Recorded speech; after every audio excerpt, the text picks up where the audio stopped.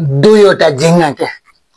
सधैँ फोहोरमा बसेर फोहोर खाँदा खाँदा वाक्क भएछ अरे अनि दुईटाले सल्लाह गरेछ अरे के अब त अलि राम्रो राम्रो ठाउँ खोजेर अलि राम्रो राम्रो कुरो खाउँ न भनेर सल्लाह गरेछ दुईटा झिङ्गा ल जाउँ त जाउँ कति फोहोर मात्रै बस्ने अलि राम्रै ठाउँमा जाउँ भनेर चाहिँ त्यो राम्रै ठाउँको खोजीमा हुने लागेछ अनि गर्मी याममा एउटा घरमा पसेछ त्यहाँ आए मान्छे पुरै खोलेर उतार्न परेर सुतेको देखेछ हे राम्रै ठाउँ रे भेटायो ल अब अझै भित्र जाउँ भनेछ एउटा झिङ्गा चाहिँ त्यो आए मान्छेको गुदद्वारमा पसेछ अर्को झिङ्गा चाहिँ त्यो आए मान्छेको मूत्रद्वारमा अनि भित्र सारा हेरेछ अनि दुईटै बाहिर निस्केर अनि एकअर्कोलाई सोधेछ क्या पहिले मूत्रद्वारबाट निस्केको झिङ्गाले गुद्वारबाट निस्केको झिङ्गालाई सोधेछ ए त कस्तो ठाउँमा पुगिस् के देखिस् तैँले के पत्ता लगाइस् भनेर सोधेछ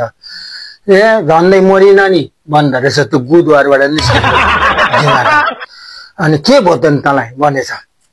के हुनु नि गएर साँगुरो ठाउँ जग जग जग जग परेको ठाउँ रहेछ गएर खुब रमाइलो ठाउँ हेर्दै हिँडेको थियो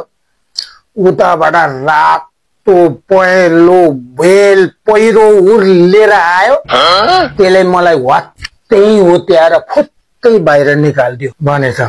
मरे भित्र हगेर मरेछ उताबाट गु आएछ होइन त्यसले गुले खेलेर निकालिदिएछ ए तेरो त्यति मात्रै हो भनेछ अनि गुद्वारबाट निस्केको झिङ्गाले फेरि मुखद्वारबाट निस्केको झिङ्गाले सोधेछ फेरि अनि तेरो चाहिँ तैँले चाहिँ कस्तो कस्तो ठाउँमा पुगिस् के देखिस् भनेछ अनि मुखद्वारमा पसेको झिङ्गाले चाहिँ भनेछ ठाउँ त एकदम रमाइलो ठाउँ हो फराकिलो ठाउँ रहेछ जग जग जग जग जग परेको सारा घुमेर हेर्दै त्यहाँ त अचानक के आयो क्या जुन बाटो म गएको थिएँ त्यही बाटोबाट रातो यत्रो टाउको आयो आँखा नभएको मुख मात्रै भएको अघि पछि गर्यो अनि म त त्यसले चोक्छ के अरे मार्छ के अरे भनेर भागेको यता चिप्लिँदै लड्दै भागेको के को भाग्न सक्नु अनि त्यसले त अघि पछि गर्दै सेतो वाइ छाडेर फर्केर म त त्यही त्यसले छाडेको ठाउँमा चिप्लेर लडेर बल्ल बाहिर निस्के भनेछ अनि दुईटैले लामो सास फेरेर धन्न बाँचियो कि